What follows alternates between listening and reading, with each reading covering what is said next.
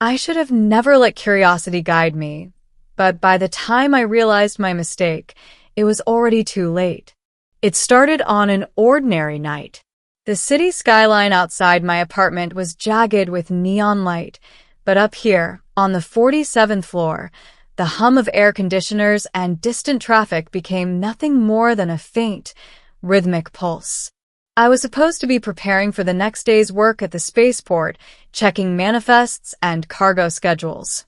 But instead, I found myself staring at a flickering blue light on the corner of my balcony, barely visible over the city below. That light wasn't coming from any drone, billboard, or hovercar. It was small, irregular, and hovering, almost like it had a will of its own. I hesitated, unsure whether to call the authorities or dismiss it as a reflection off the glass. My hand trembled slightly as I reached for the balcony door. The light pulsed again, brighter this time, and I caught a glimpse of a shape, humanoid, delicate, almost translucent, yet unmistakably alive. And then she spoke. Not in words I could understand, not yet, but a vibration, a feeling in my chest, like a message transmitted directly into my mind.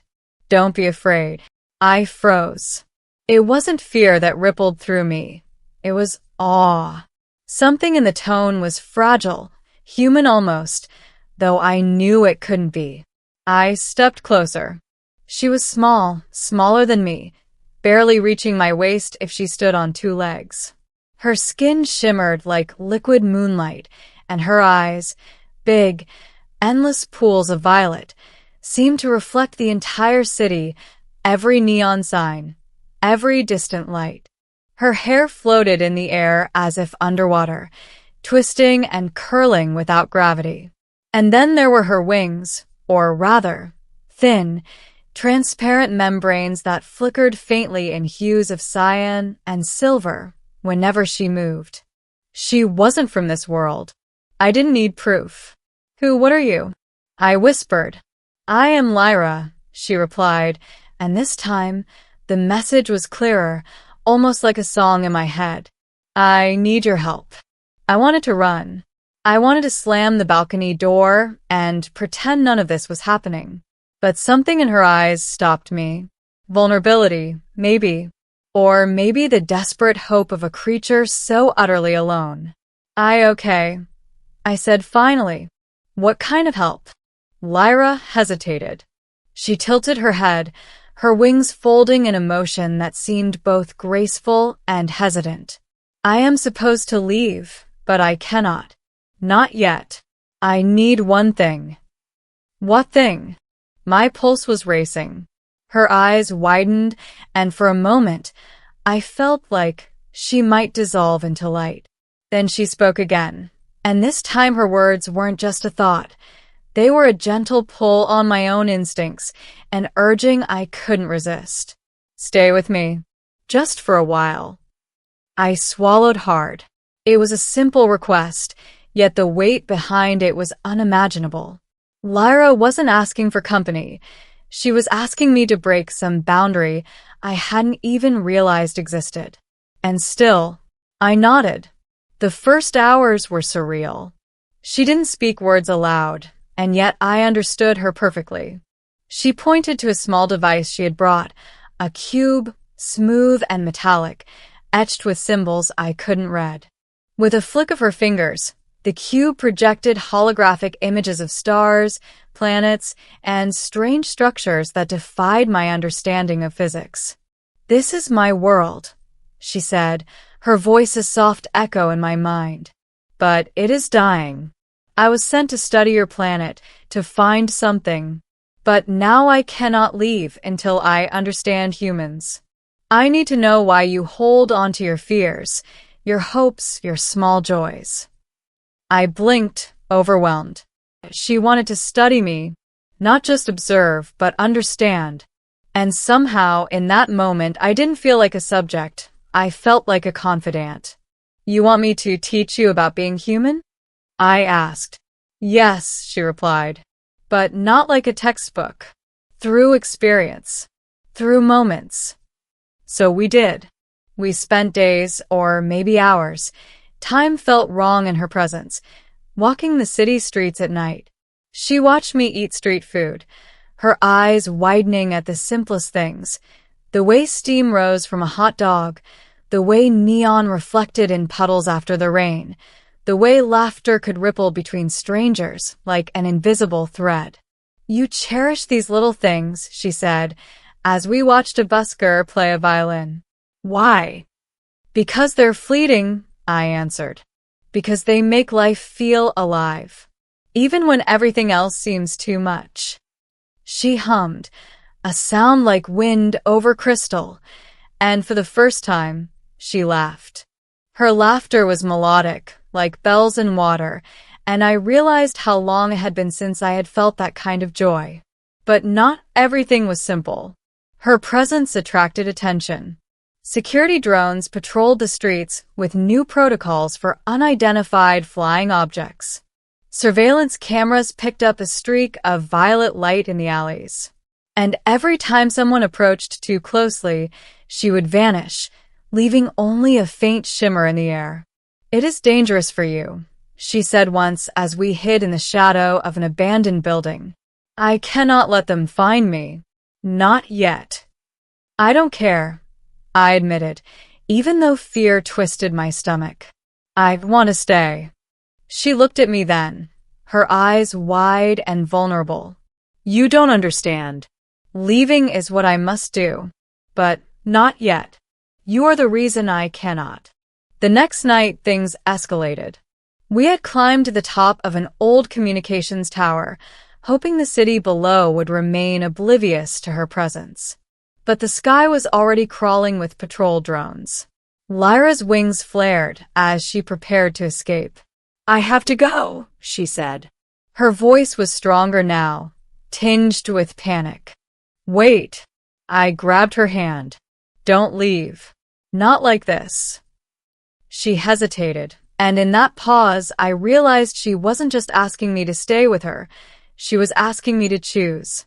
"I cannot leave," she whispered finally. "Not while I feel this. Not while I understand you." Her hand in mine pulsed with warmth, and the tower seemed to dissolve around us. For a moment, there was only the two of us, suspended between the city below and the infinite stars above. And then she asked it, the one thing that would change everything. "Will you come with me?" The question was unbearable. She wasn't asking me to stay on Earth. She was asking me to leave it entirely, to abandon everything familiar and follow her into the unknown. I thought of my apartment, my routines, my family, my job. I thought of the blinking blue lights that first drew me to her. And I realized I didn't care. "Yes," I whispered. Her wings shimmered brighter than I had ever seen, illuminating the night with colors I didn't have names for. She pulled me close, and in that embrace, I felt weightless, like we were both floating on the cusp of something infinite. Then, in a blink, we were airborne. The city fell away beneath us, lights blurring into streaks as we rose higher than any aircraft had ever gone. The sky above was no longer black, but a cascade of violet and silver. Stars shimmered like liquid gemstones, and distant planets glowed faintly in the void. Lyra held my hand tightly. "Do not be afraid," she murmured. "The journey is long, but necessary." And I wasn't afraid. I learned quickly that space wasn't empty. It was alive, humming with energy I had never imagined. Her species traveled in ways that bent light and time, slipping between dimensions with a grace that made my head spin. And yet, through it all, she stayed near me, guiding me with gentle thought and laughter. We passed worlds that glowed like fireflies in the dark, civilizations that were nothing more than songs in the ether. Lyra explained fragments of her own history. Her people had been explorers for eons, studying life forms, cataloging worlds, but always moving on. She was different, curious about one species, clinging to one moment, to one human heart. Humans are strange, she said one evening as we orbited a gas giant that pulsed with rainbow storms. You fear the infinite and the eternal, yet you live for the ephemeral. It is beautiful. I laughed. I guess that makes you strange too, then. She smiled, a radiant, impossible curve of light. Perhaps. But maybe that is why we found each other. Days, weeks, months passed. Time had no meaning, yet it felt like a lifetime. We explored, we laughed, we fought minor cosmic dangers together. And still, the question of what next loomed. Lyra grew more pensive as we drifted near a star system with a dying sun. Her wings dimmed with worry. I should leave you here, she admitted. It is not safe for a human to endure the void too long. I don't care, I said again. If it's with you, I can endure anything. And in that moment, she did something extraordinary. She pressed her forehead to mine, and for the first time, I felt the full weight of her being, her species, her memories, her emotions, all flowing into me in a singular moment of connection. It was overwhelming, divine, terrifying, and yet comforting. Then stay, she whispered. If you choose me, we will face everything together.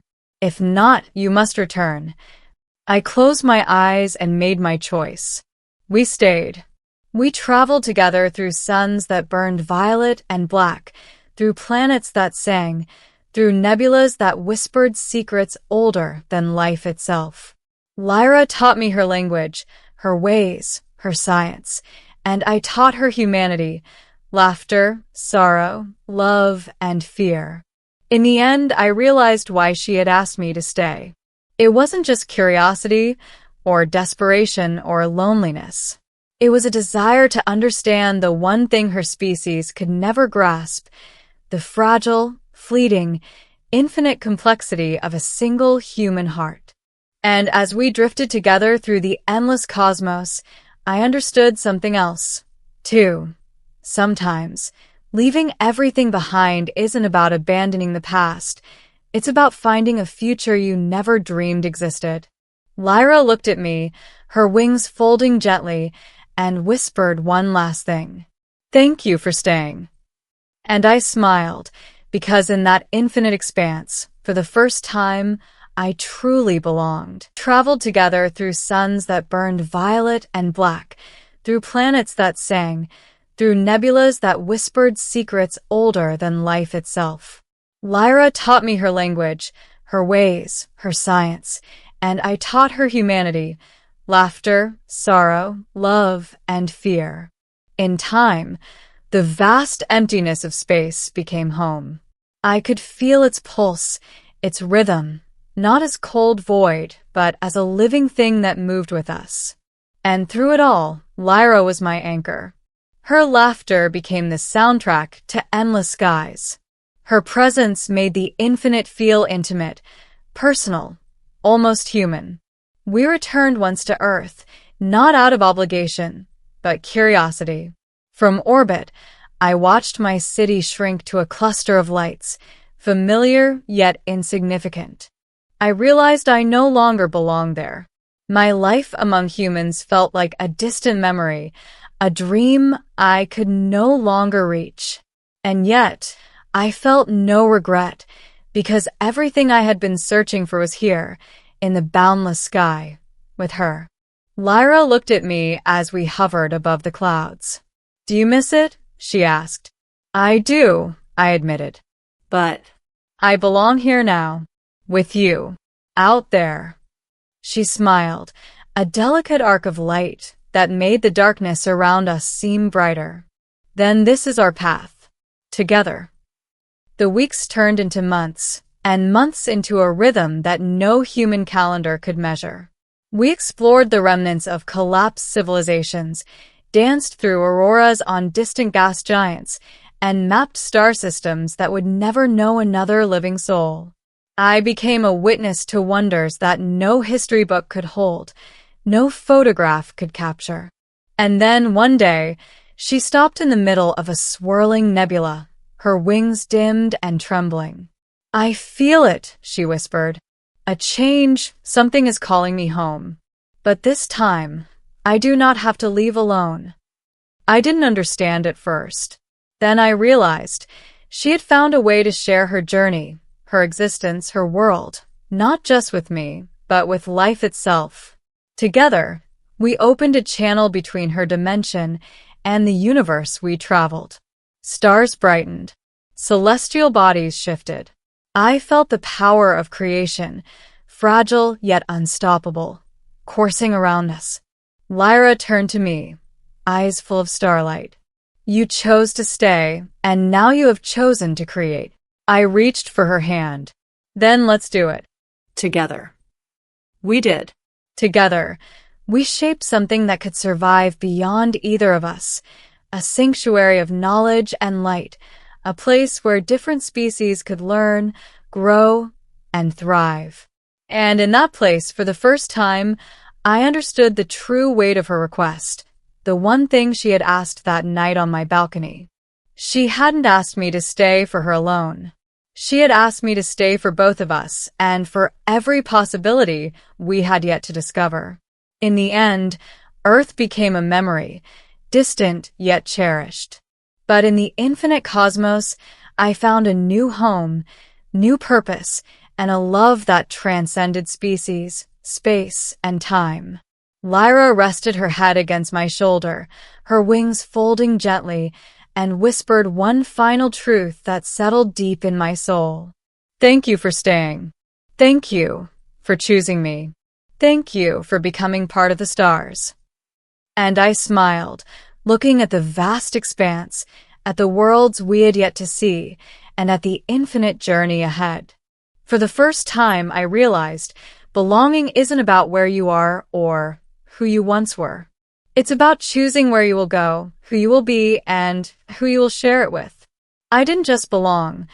I had found my place among the stars with Lyra forever.